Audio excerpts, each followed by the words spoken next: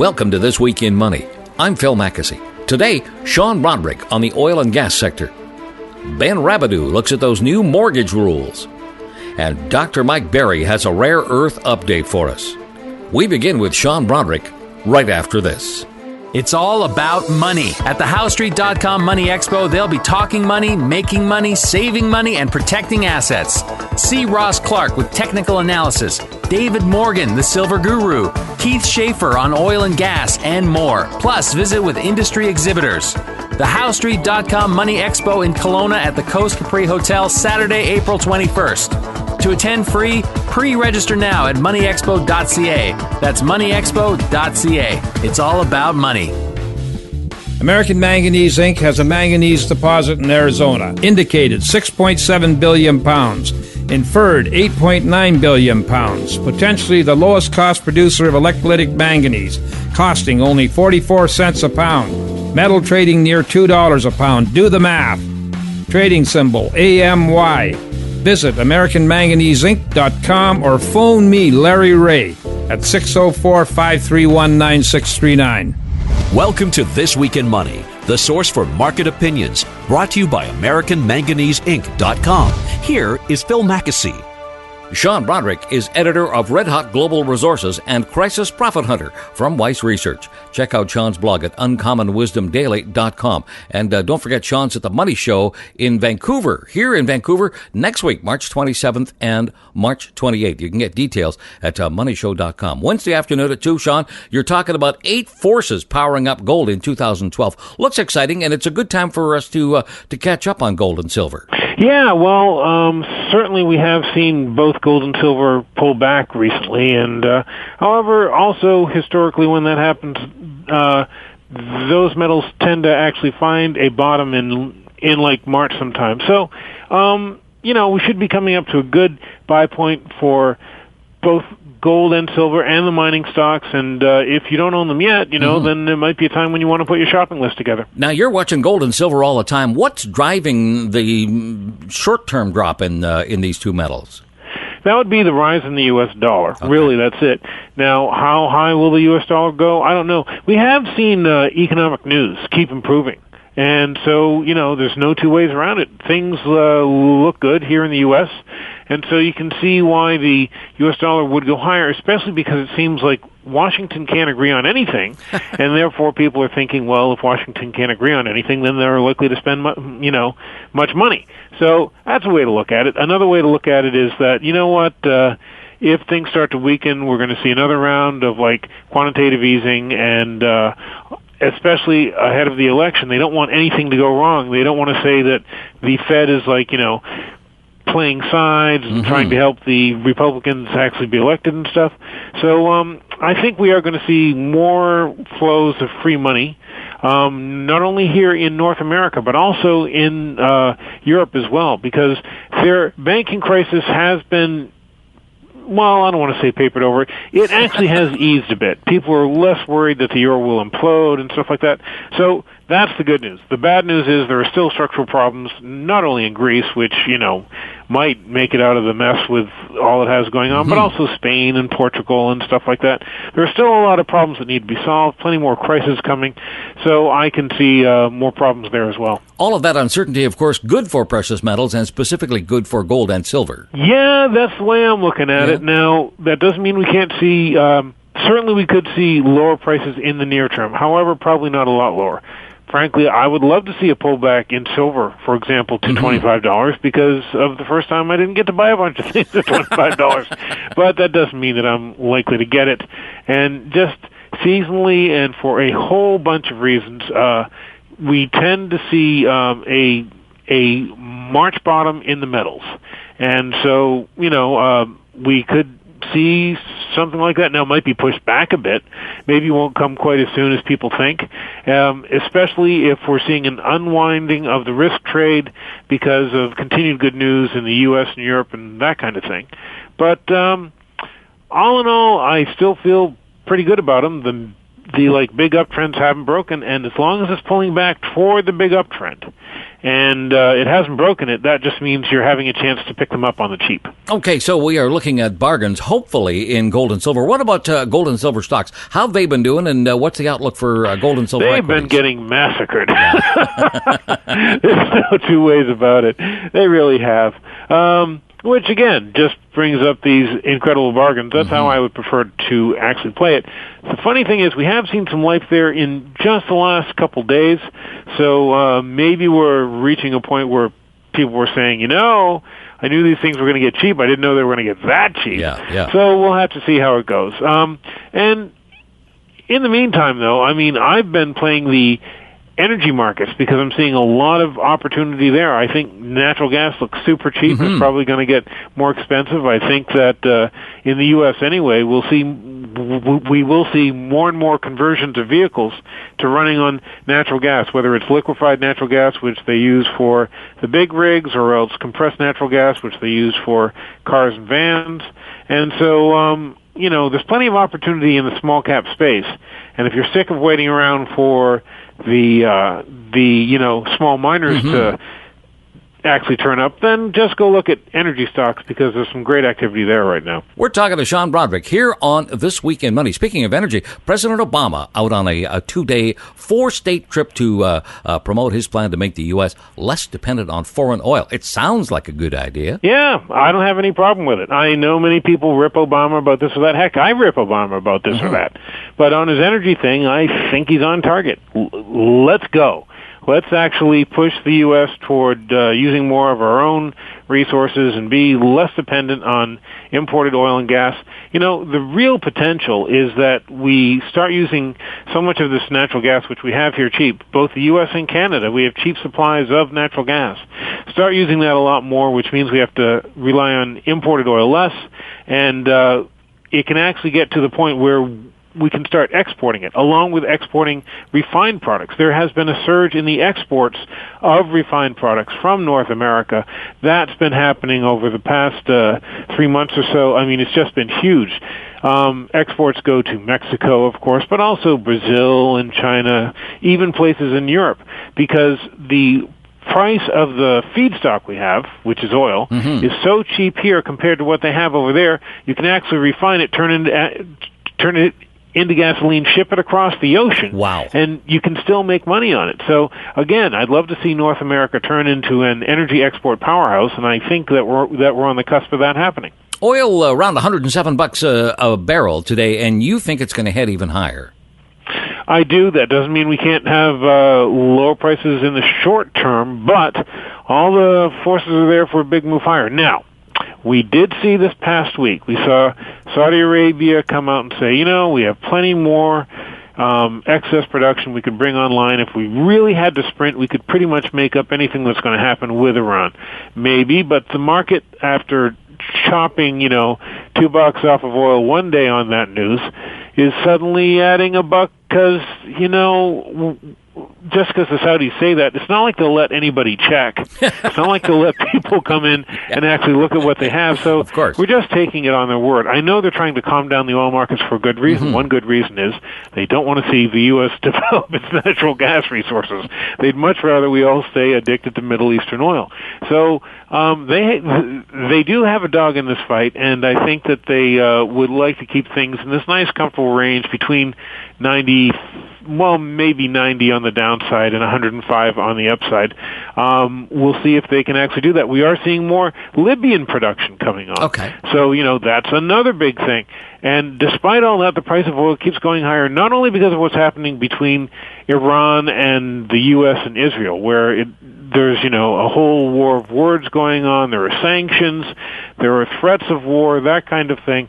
Not only that, but because we are seeing declining production in some established producers that are outside of OPEC. So, as much as we have, the promise of new supply from Saudi Arabia and the renewed supply coming from Libya, there's actually kind of a threat to supply overall worldwide. And on the demand side, since the recession bottomed in 2008, China has added 2 million barrels per day of demand just itself. The emerging markets are using more and more oil all the time. That's one reason why I think we in North America have to make the shift to running on natural gas. We have a lot of it. I mean, do we have as much as, the people who are really saying this is the absolute thing we have to do? Do we have as much as they say we do? I don't know. I don't think anyone knows because so much drilling remains to be done. But still, when you look at it, we have added a tremendous amount of reserves through new technology. There is even newer technology which is in the works right now.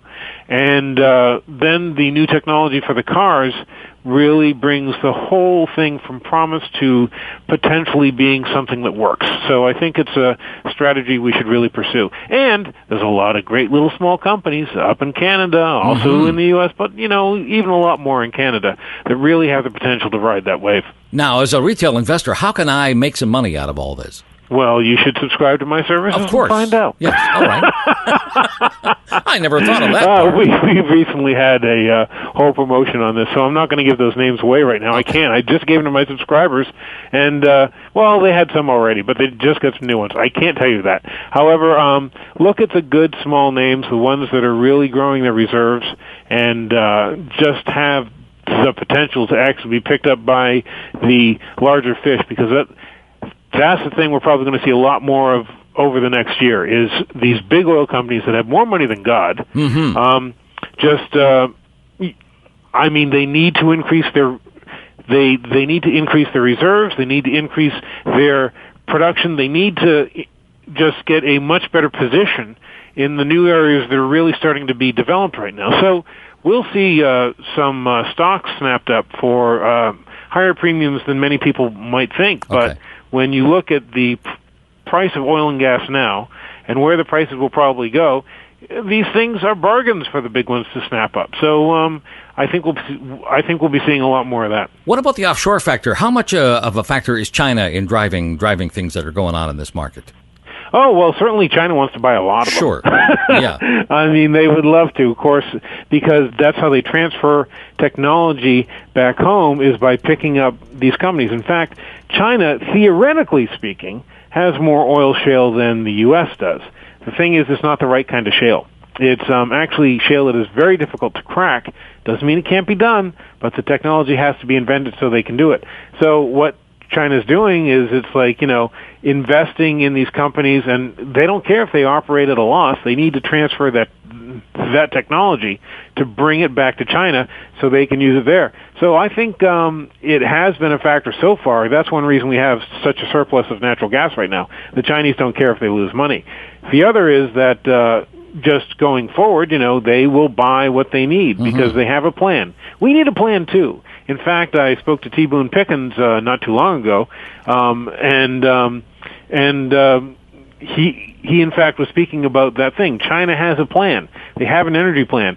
We, a nation and a continent that is just so car-centric, so dependent on the automobile, we don't have plans. We really should be making plans. And why we don't is one of the great mysteries, but it's something we really need to do going forward. So why don't we have a plan? I got to ask a dumb question here. Basically because there are interests that are deep-pocketed that would prefer we just keep going the way we're going. That's the thing about the politics over here is, politicians are for sale. So it's hard to make somebody understand something when his paycheck depends on him not understanding it.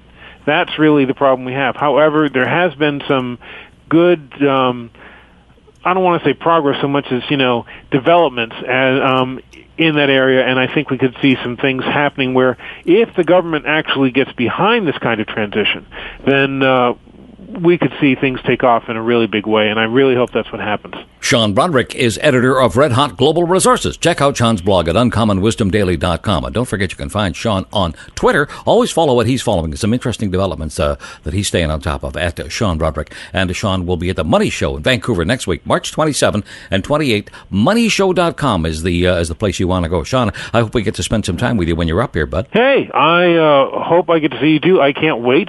The Money Show is going to be a lot of fun. If you're you're in town or near town, you should come and see me speak and ask me questions. I love getting questions from people, and I love to answer them on the spot. And so it'll be a good time, and it'll be just a very interesting thing going on there. I'll be speaking about precious metals, but I might take a side trip into energy just because I find that space so interesting as well. Look forward to that, and we look forward to seeing you soon. Okay, great. Thank you, Sean. Thank you. Coming up, Ben Rabidoux on This Week in Money. Always consult your investment professional before making any investment decision. Molycorp Gold Corp has substantial assets. Magnesium deposit, inferred 52 billion pounds. Molybdenum deposit, indicated 1.9 million tons. Inferred 1.8 million tons at 0.087% MO. Past silver producer, average 182 ounces per ton. Trading symbol, MOR. Website, molycorp.com, or phone me, Larry Ray, at 604-531-9639. This Week in Money is archived online at talkdigitalnetwork.com. Ben Rabidoux is an analyst and strategist with M. Hansen Advisors, a market research firm catering to professional institutional investors. Ben's focus is on behavioral economics, consumer debt dynamics, and the role of housing in the broader Canadian economy. He's online at theeconomicanalyst.com. Ben, welcome back to This Week in Money. Oh, thanks so much for having me. Mortgage market getting a jolt this week, Ben, from the Office of the Superintendent of Financial Institutions. They want to tighten lending practices after months of warnings about rising consumer debt. So what's going on here? Well, this is a big deal. I mean, I'm surprised it hasn't gotten more media traction than it has so far.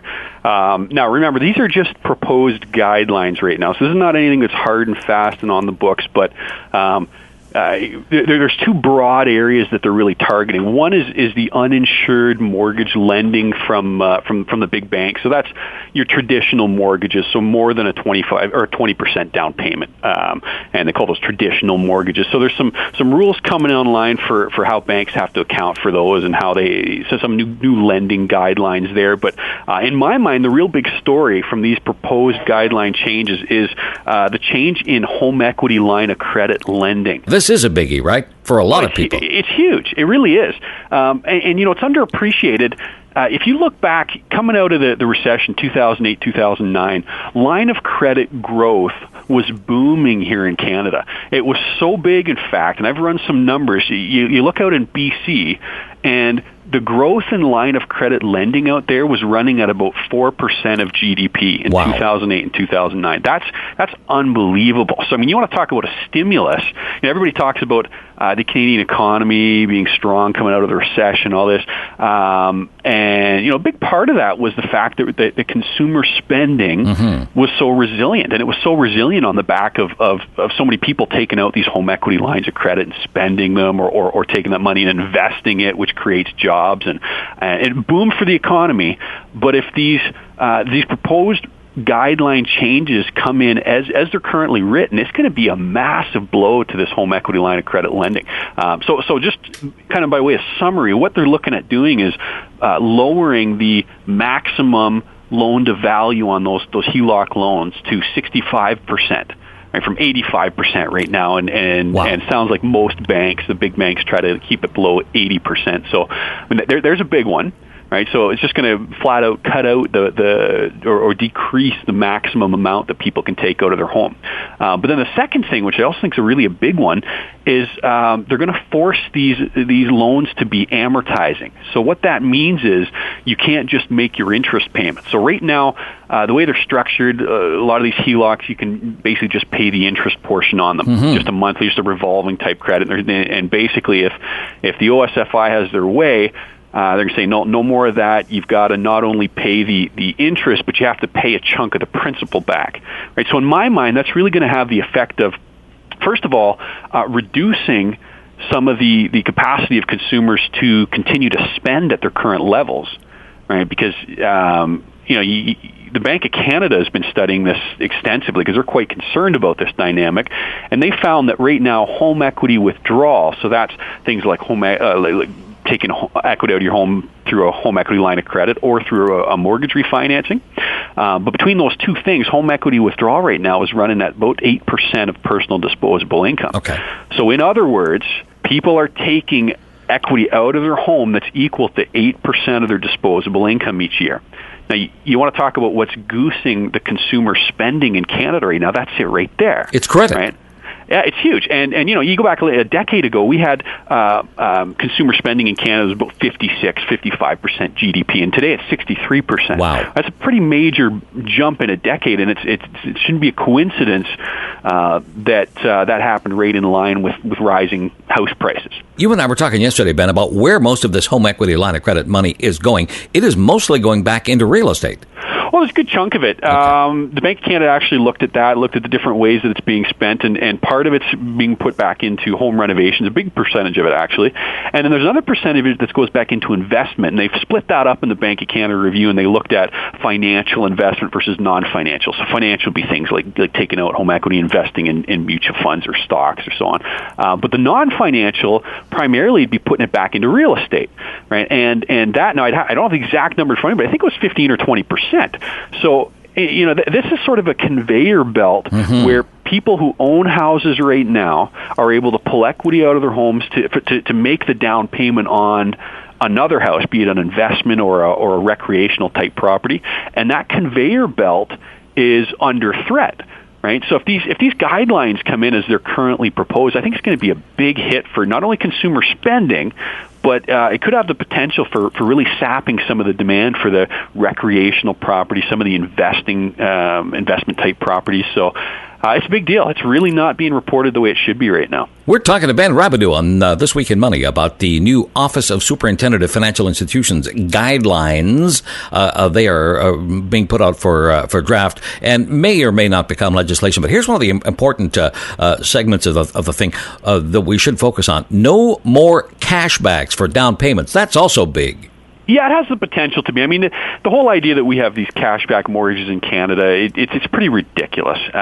You can walk into a bank, you can borrow 5% from off a credit card or borrow it from parents through a line of credit or something, and that can essentially become your down payment. Now, technically, it's really not supposed to be borrowed money, but there's really very little in terms of fact checking on that front to verify that it's actually been saved out of the borrower's means. Now, that's about to change. So yeah, you're right. This idea that cashback being used as the down payment. So it's not that the cashback mortgages are going to be gone.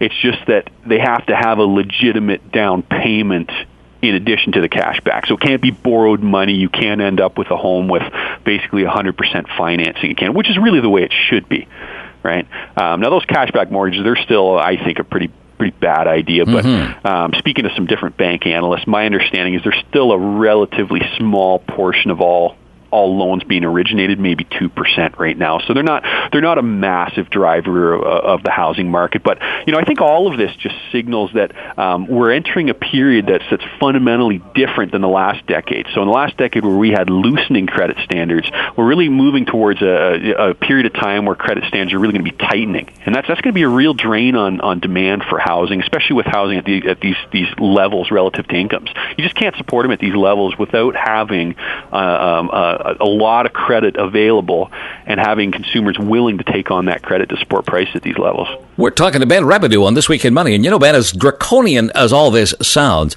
we're only talking about 40% of the mortgage market. 60% of the mortgage market is covered by CMHC. They are not affected by this at all. Yeah, that's right. Yeah. So really we're talking about mortgages that are again, they're low ratio. They're less than 80% loan to value. Yeah. Here's another scary stat. Canadian mortgages outstanding total about $1 trillion, 60% of which, as we mentioned, is covered by CMHC. Fannie and Freddie, at the height in the States, only guaranteed 25% of U.S. mortgages. So you can see what happened there. Yeah, it's an interesting analogy there. I've done some digging into CMHC's books compared to Fannie.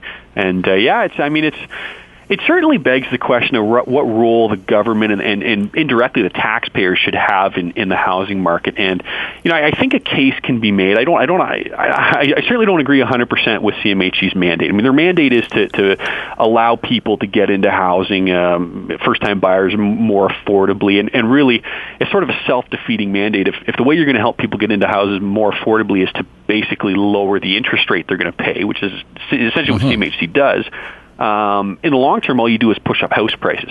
So people pay more, but their interest is a little less. So it's really not they're really not helping affordability. But that being said, I can see a role for having the government, helping low income or just helping people get a foot in the market. I guess I could see there can be some sort of an argument there. What I really don't see really any reasonable argument for is should CMHC be helping people to get into houses that are just bigger and more expensive than anything their parents ever lived in? Do you know what I mean? Like CMHC really should not be insuring mortgages so that first-time buyers can have granite and stainless steel. Like, that's really not the spirit of their mandate. True enough. And you go back to 2003. Up till that point, they had a regional cap on how much they would insure. So they'd say, okay, well, if you live in Vancouver, we'll let you, or we'll insure the mortgage, but the mortgage can't be more than X number of dollars. And I don't even know exactly what it was regionally, but there was a regional cap, and it was in 2003 they removed that. Now, if you go back in time and you start looking at, well, where did house prices in Canada really start to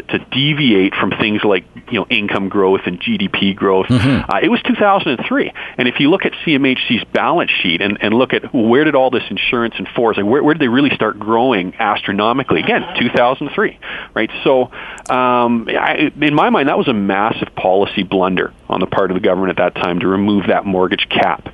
And again, it really just defies logic. This idea that, well, we'll just fine. We'll insure a mortgage. It doesn't matter how big it is. We'll go ahead and insure it. That's really not the spirit of CMHC, the way they were created. So that's something that really needs to be rectified. We are talking to Ben Rabidoux here on This Week in Money, and we're talking about the Office of Superintendent of Financial Institutions guidelines, which affect 40% of the market, 60% affected by CMHC, and you have been looking at their corporate plan and this is basically the other shoe that's waiting to drop here on real estate. Yeah, it has the potential to be. As it's proposed right now, okay, so to understand CMHC, basically they write insurance on these residential mortgages. In some cases, that other lending they can do insurance on HELOCs in certain cases and so on. But primarily, they're in the residential mortgage market. Now, they have a parliamentary approved insurance cap of $600 billion. So they really can't go above that without going to Parliament and getting permission to do that in a roundabout way. So, and they just did that, by the way, in 2008, where it was raised from $450 billion up to $600 billion. So since 2008, we've added about $100 and odd billion into the insurance in force in CMHC. So where it gets tricky is they're starting to get pretty close to that $600 billion cap. And the estimates right now are that by 2011 there'll be about $560 billion. So heading into this time they should be around $560 billion they've used. So they're really running up against about $40 billion to work with in insurance room, and it's just not really the sort of atmosphere right now that's conducive for CMHC to go back to Parliament and ask for that ceiling to be raised. Like you're starting to see a lot of talk of taxpayer exposure to the housing market and so on. So they understand that this is really not a good time to be going and saying, look, we want to increase taxpayer exposure to the housing market, right? And so what they've said in their corporate plan is we're going to do our best to work within that wiggle room that we have left under that $600 billion cap until 2016. So think about this for a minute. You've really got about 40 or 50 billion to work with for the next 4 years.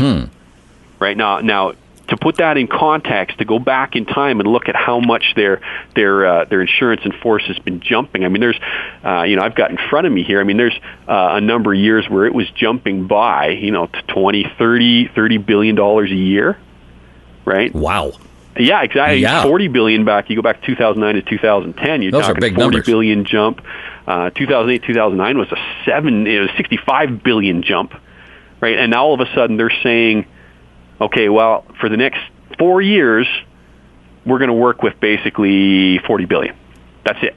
Right, so I mean, it's not hard to see what's going to happen here. It's going to be a tightening of credit. Yes. But if in fact they do stick to this corporate plan, right? If they're not forced to kind of go back to Parliament and ask to have that limit raised, so it just goes. It's just part of a broader trend towards tightening of credit, and I think that if you look at what this means for housing.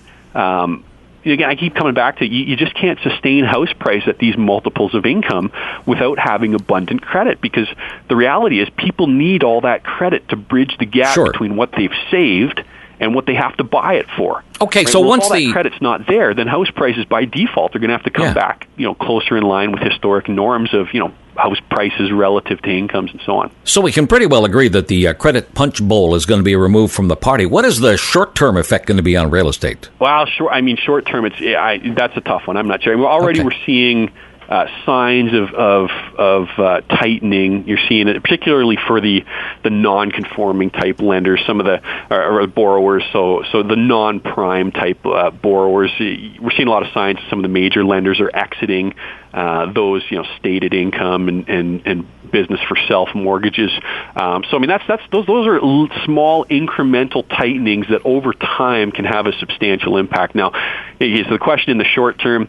I keep a pretty close eye on housing trends here in Canada. It's part of my job, and I'll just say that what's happening right now in BC is it's interesting. It's a pretty weak market right now in Vancouver, and I'm not sure how much longer you're going to see house prices staying as firm as they are with sort of inventory that's piling up on the market, and with sales reasonably weak relative to decade norms.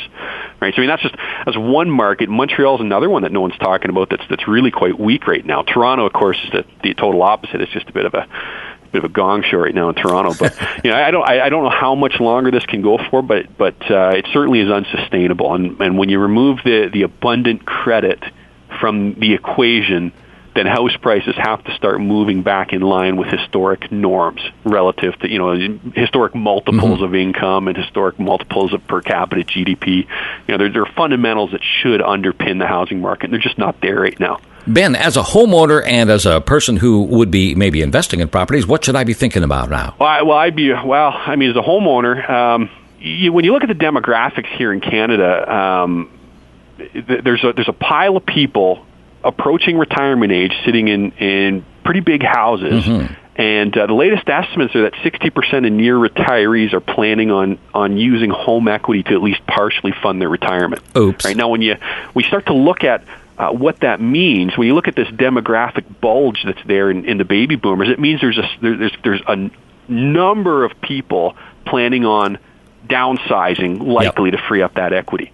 Right now, how they can all do that at once without adversely affecting the higher end of the housing market is going to be a bit of a mystery. It remains to be seen how that's going to play out. But I think if somebody is sitting there with substantial equity, planning on using it to fund their retirement, I'd way rather be a year too early than 6 months too late jumping on that train. I'd be trying to sell my overpriced large house now and doing the downsizing right now to free up that equity.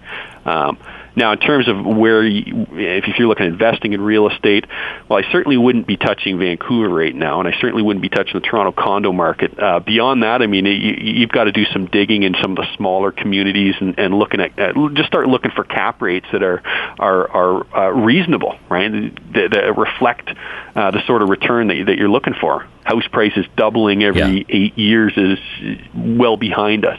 And for gosh sakes, don't get caught up in a bidding war. That seems to be a real problem these days. Well, it should stand to reason. You think that people have a little more common sense than jumping into these bidding wars in Toronto, but nope. That's going to come back to. I suspect that's going to come back to bite them. Ben Rabidoux is an analyst and strategist with M. Hansen Advisors, and he is online at theeconomicanalyst.com. We're always glad to talk to him, and always glad to hear from you, Ben. Well, thanks. Thanks for having me again. After the break, Mike Berry on This Week in Money.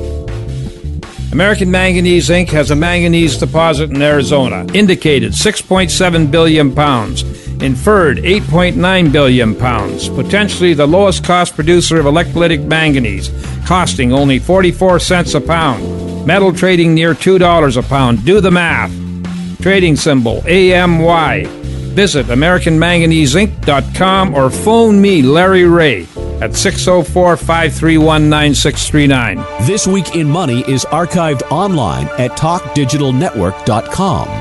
Dr. Mike Berry is a pioneer in the field of discovery investing. He is editor of Morning Notes, and you can find him online at discoveryinvesting.com. Mike will be at the Calgary Energy and Resource Investment Conference next week. Some of our friends there, too, Jeff Brodrick, Danielle Park, Baron Katusa, they'll be there. You can get details at cambridgehouse.com. Mike, welcome back to This Week in Money. It's good to be back. Let's talk rare earths. They are in the news again. The U.S., Europe, and Japan complaining to the WTO over Chinese limits on exports of rare earth minerals. They say that foreign companies are paying twice as much as Chinese firms. China, meanwhile, says it's to curb illegal mining and to protect its environment. What do you see coming out of all this? Well, we were at the rare earth conference in Washington a week before last, and we had one of the Chinese officials present, one of the Japanese ambassador presented, and Senator Murkowski. So, a lot of things are happening in the arena. We have Molycorp taking over NEO on a $1.3 billion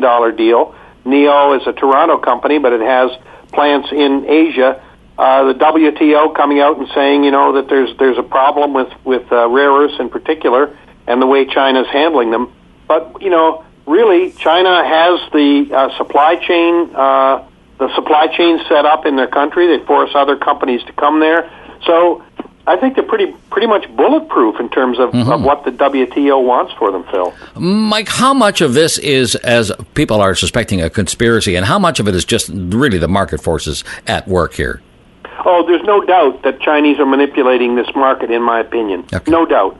And I'm going to meet with Senator Murkowski's people. I'm going to present to the Federal Reserve on Monday, and then I'm going over to Capitol Hill to meet with her staff people. They're doing this with tungsten. They're doing it with fluorspar. They're doing it with a lot of different materials that are critical, but rare earths are the tip of the iceberg because they're so important in a number of energy efficiency applications, batteries, and so on and so forth. So there's little doubt, and I think that's why the WTO is basically saying, hey, there's a trade problem here. There are plenty of rare earths around, but there are not plenty of mines around, and the IP, or the intellectual property for how you build these things into products, has migrated to China, and that's the way it is right now. Now, this is a big deal, of course, because China produces more than 90% of the world's rare earth minerals. They pretty much have a stranglehold on rare earths. They do, and they have a stranglehold on a number of other materials, and the debate in Washington now is just that, is that what minerals, what materials are actually critically important or will become critically important. And so I think the best thing about the rare earth problem is that it's come to the surface, and we're now beginning to examine what kinds of policies we might have to follow. What's the mood in Washington? There's a lot of talk about, because it's an election, that they're turning kind of hawkish on this. What do you see as the mood in Washington these days? On materials or just generally? On materials. On materials. Concern, a real concern. On many of the senators, there has been an overwhelming impact of environmentalism in Washington that stopped mining in the U.S. The permitting process is horrendous in the U.S. in terms of being able to mine anything. And so, I think now we're sort of evening up. And the other aspect of it is jobs. That magical four-letter word that, is so important today in the U.S. And, of course, mining, exploration, development, and production brings jobs to the U.S. So it's becoming a little more even in terms of how mining is being viewed, but we still have a long ways to go. Mike, what about China's point that we should be reforming the global economic system? They say it's outdated and unfair. What's your take on that? In terms of what China is saying? They're saying that we should reform the system itself. That's really the heart of the problem here. I think the system is a work in progress. I mean, going through the last 2 or 3 decades, everybody wanted globalism, and then what has happened is that as the world has awakened, as the rest of the world, the 2 or 3 billion people outside of the West, have discovered all the enhancements in quality of life, put tremendous impact on things like natural resources. And so, prices have skyrocketed, and quality of life is equilibrating or is converging. There's been several books written on this. So I think we're in for a different lifestyle. I don't think it's a bad one, but it's different in Canada and the U.S. And and the rest of the world is going to want to have the same kinds of things that we now take for granted. More with Mike Berry next on This Week in Money. Molycorp Gold Corp has substantial assets. Magnesium deposit, inferred 52 billion pounds. Molybdenum deposit, indicated 1.9 million tons. Inferred 1.8 million tons at 0.087% MO. Past silver producer, average 182 ounces per ton. Trading symbol, MOR. Website, molycorp.com, or phone me, Larry Ray, at 604-531-9639. This Week in Money is archived online at talkdigitalnetwork.com. We're back with Dr. Mike Berry. Mike, you are one of the few people talking about graphite these days. Tell me why graphite should be on my investing radar screen. Well, once again, China controls 82% or more of the world's graphite. And, the world's amorphous graphite, the world's large flake graphite. Graphite is incredibly important in so many different applications, in general ones that we know about, brake linings, for instance, and as a refractory for producing steel, but also in nuclear applications. And then there's for large flake graphite in batteries. For a lithium magnesium battery, you need 13 times as much graphite as you need magnesium. Mm-hmm. And a lithium-ion battery, you need 8 times as much graphite for the anodes as you need lithium. So we're going to batteries. I mean, we're building battery technology over the next 2 decades. It's coming, and so it's a very important thing. And then there are some magical properties that we probably won't see for 5 or 10 years, but something called graphene. And graphene is a 1-atom thick layer of flake graphite, and it's the strongest material. One of the strongest materials known to man, and it conducts heat and electricity, and so we'll have a lot of applications, and it will be much sought after, and the IP, or intellectual property to produce it, will be much sought after. So it's becoming important, and there are a lot of Canadian juniors springing up now. There might probably a dozen of them now that are going to be seeking funds to explore, develop, and mine graphite. They're calling graphene, Mike, the new silicone, 200 times stronger than steel. That is very powerful.